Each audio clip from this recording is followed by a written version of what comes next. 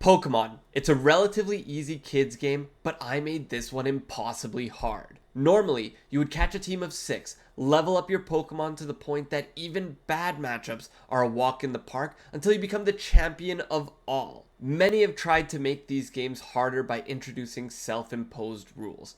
I've tried all of these styles before, but now I decided to try a new challenge, and I called it the StepMaster Challenge. So how does it work? Like any challenge, we have our self-imposed rules. I can only take 1 step per subscriber I get from this series, and I have to try to beat the game in as few steps as possible. Simple, right? Remember when I said that you would normally level up your Pokemon to a crazy level? Well, in this challenge I can't do that because of one of my self-imposed rules. I can't waste time running around battling every trainer in sight. That would up my step counter. That would be against the rules. That would not be what you signed up for. So I had to come up with a strategy. I picked a classic, Pokemon Fire Red. Next, I need to pick a starter Pokemon. Normally, my favorite choice is Charmander, because who doesn't like his final form Charizard?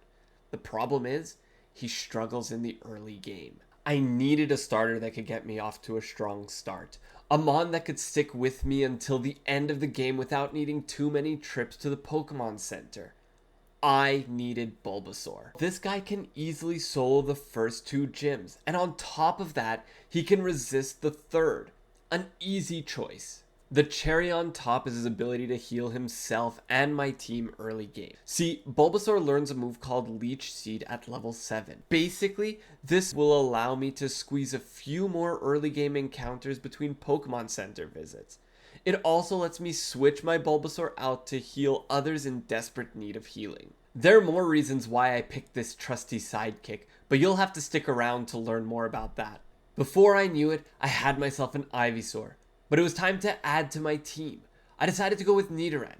This little guy might not seem like much at first, but his final evolution Nidoking can learn a ton of coverage moves via TM. And if that wasn't enough, I could use a Moonstone to evolve my Nidorino into a Nidoking as early as level 16. Those early stats will make him a major star for this challenge. With Ivysaur and Nidoking, I had no troubles taking down Misty and my rival. But we aren't done yet. So, do you remember when I said that our starter would have another major purpose? Well, let me remind you that in order to keep my step counter low, I can't chase down every trainer. Because I can't chase down every trainer, I can't have the limitless cash you would usually have in these games. And because I don't have enough cash, I need to spend it wisely and use most of my spending on potions to limit my trips to the Pokemon Center. So I do not have a lot of Pokeballs, which makes it hard to add to my team.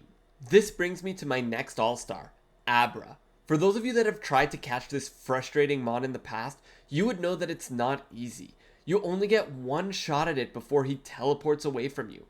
This is where our starter shines. It learns a handy move called Sleep Powder. This not only puts the enemy Pokemon to sleep, but makes it easier to catch, and I get multiple attempts per encounter. But that doesn't answer your next question. Why Abra? He cannot evolve into Alakazam without making a trade. You see, Abra's strength in this challenge does not come from his battle prowess or his stats. Instead, his usefulness comes from exactly what makes him hard to catch in the first place. That one move that makes you want to throw your game across the room every time he uses it. That move is Teleport. If you thought this move is useless, normally you'd be right. But what you may not have known is that this move has an effect outside of battle.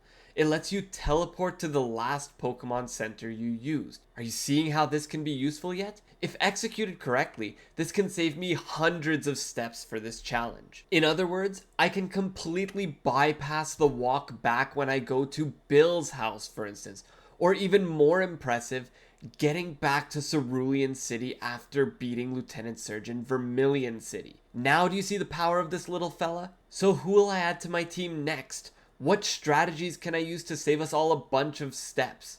If you're interested in following my step-by-step progress, please click on the link in the description to see my StepMaster Challenge series, which I release daily progress via shorts. For now, I hope you enjoyed getting a sneak peek of my early game decisions. If you like this kind of video, please leave a like and comment your thoughts on how I should proceed next. If you have not already subscribed, please help me continue my challenge by hitting that subscribe button and following my journey. If we get enough interest, I'll get another video to you explaining my middle game strategies and additions to the team.